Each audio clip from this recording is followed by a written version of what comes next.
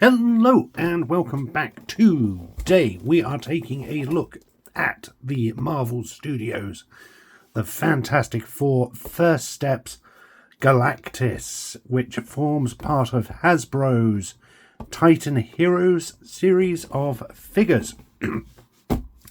If you are unfamiliar, the Titan Heroes are a series of 11-12-inch figures which are aimed at very young children. In fact, you can see on the packaging here that it's recommended for plus. These usually have very little articulation, very little paint apps, very basic, minimal figures designed for children to just hold and bash around. The line's been going for quite a while now. They have loads of different Marvel-based figures. In fact, most toy lines do something similar to this. I often refer to them as nutcracker figures because they're just often tall, blocky figures, which are aimed, as I said, at very young children. Not something I would normally collect. However, the Galactus has appealed to me because of its size, detail and articulation, and the fact that it should scale okay-ish with our Marvel Legends figures.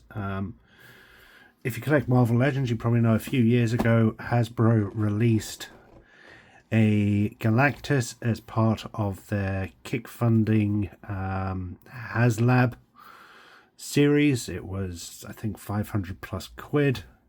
It was essentially a made to order thing. On the aftermarket, you're looking at about £1,000. While it's an absolutely massive and looks beautiful figure, it was certainly out of my price range.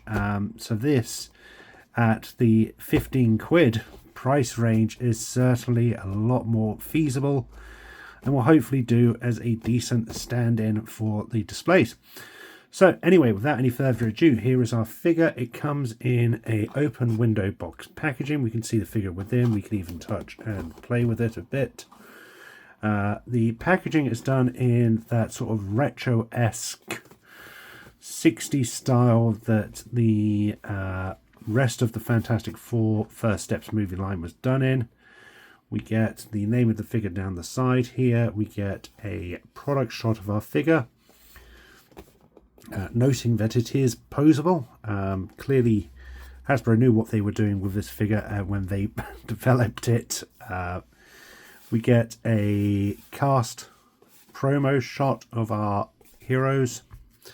We get the Fantastic Four film logo, Titan series, and the Hasbro logos even done in that retro 60-esque style. The top of the packaging has that, continues with that retro-esque imagery with images of our four heroes' powers. The side we get more of that cast artwork, and Galactus is on the other side, and then we get on the back a product shot, a brief bio along with our legal and barcode, and the bottom is blank. So let's get this figure opened out of the packaging and take a look at him.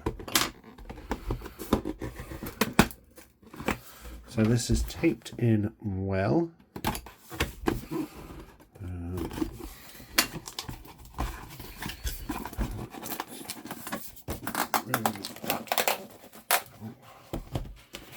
And to help stop even more thieves, the packaging's even taped on the inside of the packaging. Double protection, so there we go. There is nothing else in the packaging bar our character in a plain white slip packaging, cable tied in. I absolutely despise the cable ties, but it is what it is. Cut those. Let's get our figure out of the packaging and let's get rid of our waste. There's so much trash I need to do a run.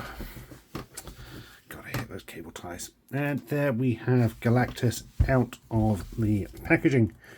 So immediately up he stands at just over 13.5 inches, closing in on 14. So he is a tall figure, you know, over twice the size of our standard Marvel Legends 6-inch scale figures. In fact, I have a Invisible Woman there, and you can see how she scales with him. The Invisible Woman comes in at about 6 inches, so she is less than half the size of the figure, and they scale reasonably well, which is what I wanted from this. I wasn't expecting, you know, levels of paint apps or articulation or anything like that. I just wanted something that was reasonably sized and would scale well with the Marvel Legends figures. Now, of course, Galactus is typically a lot bigger, but this does well. So anyway, here we have the figure, and it has got so much molded detail in it. It looks fantastic. Hasbro have really knocked it out the park with this figure. As I mentioned, I'm assuming they kind of knew what they were doing with this figure, in that it would appeal both to young children and collectors alike as a stand-in. The paint apps are limited, but what we have are nicely done. The face is a simple one-tone, but it's nicely done. We get a really nice blue and white for the eyes. The rest is done in that standard purple and dark maroon red from the rest of the figure, and it looks decent enough. I think each of the individual colours, bar some of the paints here, are all separate pieces of moulded plastic, which is how Hasbro kept the cost down, but it works well. All of the purples are there that you would expect. All of the reds are there. There's a great level of moulded detail throughout. And if you were a customizer, you could certainly do some washes to bring all of this detail out and really make it pop. And it's something I may even look at in time. Articulation wise, the head is on a ball joint. It's there. Yeah, you can see it's on a ball joint, so you get full range of movement there. The waist looks like something should be there, but it's not. There's no waist articulation. I think it's just the way the body's been molded and sealed together. The arms are on a ball joint and hinge, so they won't go all the way around because of the shoulder pads here, but they do come forward, they go back, and they come out. We can get it up that far. There is no bicep, though there is a wrist swivel. There is also a swivel at the elbow, and then there is a hinge at the elbow to get it moving, so you can get some reasonable poses out of that there. The skirt is split to help with the articulation of the legs. Still, because of the thickness of the skirt, it's not going to come forward that far, and I would be concerned that this would start splitting and warping with poses like that over a long period of time. But this Galactus, he doesn't need big action poses. You're going to have him primarily standing straight up usually. In fact, you can see here the stress marks already there, so that's to be mindful of. The legs do come out this far for a split. There is no other swivels in the legs. There is just a knee articulation. So articulation is minimal, but as I have stressed, this is a toy aimed at very young children. It hits a £10 to £15 price point usually, so you are not going to get the world with this. But for what you are getting a really decent figure here. It's really quite weighted as well, despite being just a hollowed plastic.